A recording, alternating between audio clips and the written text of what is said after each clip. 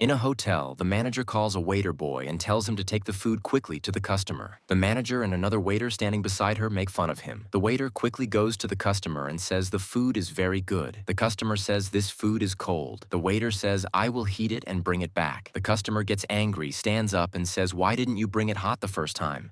Now there is no need for it, and he leaves. The waiter understands. This happened because of the manager and the other waiter. He goes back to the manager and says, why did you give me cold food to serve? The manager gets angry and says, it is your fault, and now you blame me. The waiter says, how is it my fault? You gave me the food, and I delivered it immediately. The other waiter says, it is all your mistake. If you had taken it faster, it would not be cold in the evening. The tired waiter goes to his room, looks at his wife's picture in his phone, and misses her the next day while cleaning. He sees a magazine with a rich businessman's picture. He starts reading it. The manager comes, snatches the magazine, and says, what are you doing? Go to work. Then the hotel owner arrives. The manager greets her. The owner angrily asks why they are standing and chatting instead of working, and warns them not to do it again. When the owner goes outside, the waiter calls her from behind and says he wants to tell her something. The owner asks what he is doing there. The waiter says the manager and the other waiter do not work properly and behave badly with customers. He says if she does not believe him, she should come secretly and see for herself, the owner says. And if nothing like that happens, the waiter says he will accept any punishment hearing. This the owner starts thinking. The next day, the famous businessman comes to eat. The waiter goes to him and says he is happy to see him and that he read his article and was inspired. The businessman says if he has a goal, he will succeed. Just then, the other waiter comes and rudely tells him to go attend another customer when the waiter says he is taking the order. The other waiter shouts. The businessman stands up and says the rude waiter does not know how to talk and asks why he is behaving badly. He says the kind waiter will stay here at that moment. The owner and manager arrive. The owner asks what happened. The businessman says the kind waiter has no manners and is troubling the other waiter. The owner recognizes the businessman and says she will teach the waiter manners. The businessman leaves. The owner turns to the rude waiter and asks why he was misbehaving and warns that if she gets even one more complaint, both he and the manager will be fired. The manager begs and promises not to repeat the mistake and asks for forgiveness. The rude waiter also apologizes. The owner says this is their last chance. If anything happens again, they will be removed. The kind waiter says, please forgive them. They are like a family. After some time, the owner sees the manager and both waiters working together and smiles. She says she is happy to see them united. The kind waiter says, thank you for trusting us. We will take this hotel to new heights. The owner says she believes they will succeed if they work together. They all hug happily. The moral of the story is, if you create obstacles for others, you will not receive anything good. But if you think positively about others, you will never face misery.